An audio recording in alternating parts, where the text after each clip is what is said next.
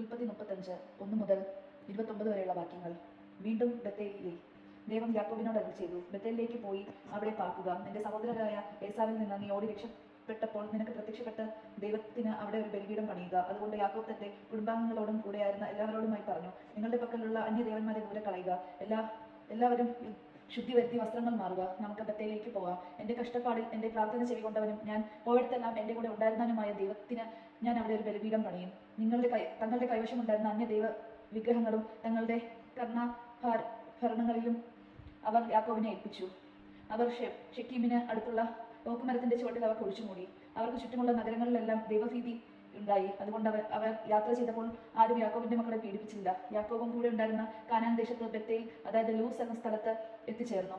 അവിടെ അവൻ ഒരു ബലിപീഠം പണിയുകയും ആ സ്ഥലത്തിൽ എൽ ബത്തേൽ എന്ന് പേരിടുകയും ചെയ്തു. കാരണം സ്വന്തം സഹോദരനിൽ നിന്ന് ഒളിച്ചോടിയപ്പോൾ അവിടെ വെച്ചാണ് ദൈവം അവന് പ്രത്യക്ഷപ്പെട്ടത്. റബേക്കയുടെ പരിചാരികയായ ദെബോറ മരണമടഞ്ഞു. ബത്തേലിന്റെ താഴ്വരയിൽ ഒരു ഓക്കുമരത്തിന്റെ കീഴെ അവളെ അടക്കി. അതിന് അലോൺ ബാക്കൂത്ത് എന്ന പേരുണ്ടായി.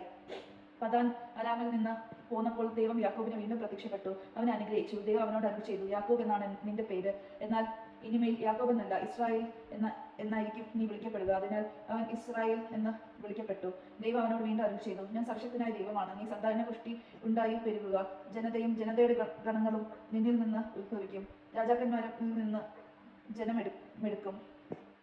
അബ്രഹാത്തിനും ഇസഹാക്കിനും ഞാൻ നൽകിയ നാട് നിനക്ക് നിന്റെ സന്താന പരമ്പരകൾക്കും ഞാൻ നൽകും. അനന്തരം ദൈവം അവനെ വിട്ടുപോയി. അവിടെ നിന്ന് തന്നോട് സംസാരിച്ച സ്ഥലത്തേക്ക് യാക്കോബ് കല്ലുകൊണ്ട് ഒരു സ്തംഭം ഉയർത്തി. അതിന്റെ മേലൊരു പാനീയ ബലി അർപ്പിച്ച് എണ്ണ പകർന്ന് ദൈവം തന്നോട് സംസാരിച്ച സ്ഥലത്തിന് യാക്കോബ് ബത്തേൽ എന്ന് പേരിട്ടു. ബത്തേലിൽ നിന്ന് അവൻ യാത്ര തുടർന്നു. എഫ്രാത്തയിൽ എത്തുന്നതിന് കുറച്ചു മുൻപ് റാഹേലിന് പ്രസവവേദന തുടങ്ങി. പ്രസവക്ലേശം കഠിനമായപ്പോൾ സൂത്തി കർമ്മിണി അവളോട് പറഞ്ഞു, പേടിക്കേണ്ട, നിനക്ക് ഇപ്രാവശ്യം ഒരു പുത്രനെ ലഭിക്കും. എന്നാൽ അവൾ മരിക്കുകയായിരുന്നു. ജീവൻ വേർപെടുന്ന സമയത്ത് അവൾ അവനെ ബനോനി എന്ന് പേർ വിളിച്ചു. പക്ഷേ അവന്റെ പിതാവ് അവന് ബെഞ്ചമിൻ എന്നാണ് പേരിട്ടത്. റാഹേൽ മരിച്ചു. ബത്ലഹേം എന്നറിയപ്പെടുന്ന എഫ്രാത്തിലുള്ള വഴിയിൽ അവിടെ അടക്കി. അവരുടെ കല്ലറയിൽ യാക്കോബ് ഒരു സ്തംഭം നട്ടു. ഇന്നും അത് റാഹേലിന്റെ കല്ലറയിലെ സ്മാരക വസ്തുഭാഗമായി നിലനിൽക്കുന്നു. ഇസ്രായേൽ യാത്ര തുടർന്ന് ഏദർ ഗോപുരത്തിനപ്പുറം കൂടാരം അടിച്ചു. ഇസ്രായേലിൽ ആ നാട്ടിൽ പാർത്തിരുന്നപ്പോൾ റൂബൻ തന്റെ പിതാവിന്റെ ഉപനാരിയെ ആയ ബിൽഹായുമൊത്ത് ശയിച്ചു. ഇസ്രായേൽ അതറിയാനിടയായി. യാക്കോബിന്റെ പുത്രന്മാർ. യാക്കോബിന് 12 പുത്രന്മാർ ഉണ്ടായിരുന്നു. ലയായുടെ പുത്രന്മാർ യാക്കോബിന്റെ കണ്ണിൽ പുത്രന്മാർ റൂബൻ, ഷിമയോൻ, ലേവി, യൂദ, ഇസഹാക്കർ, സെബുലൂൺ. റാഹേലിന്റെ പുത്രന്മാർ ജോസഫ്, ബെഞ്ചമിൻ. റാഹേലിന്റെ പരിചാരികയുടെ ബിലാഹയുടെ പുത്രന്മാർ ദാൻ, നഫ്താലി. ലയായുടെ പരിചാരികയായ സിൽഫയുടെ പുത്രന്മാർ ഗാദ്, അഷേർ. യാക്കോബിന് പദാൻ ആരാമിൽ വെച്ച് ജനിച്ച മക്കളാണിവർ. ഇസഹാക്കിന്റെ മരണം. യാക്കോബ് ഹെബ്രോൺ എന്നറിയപ്പെടുന്ന കിരയത്ത് അർബയിലെ മാമ്രോയിൽ തന്റെ പിതാവായ ഇസഹാക്കിന്റെ അടുത്തേക്ക് പോയി. അബ്രഹാമും ഇസഹാക്കും പാർത്തിരുന്ന അവിടെയാണ്.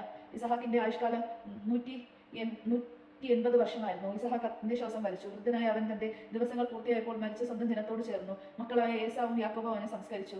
ദൈവജനമാണ് നാം കേട്ടത്. നമുക്ക് ദൈവത്തെ സ്തുതിക്കാം. ക്രിസ്തുവേ, നീക്ക് സ്തുതി.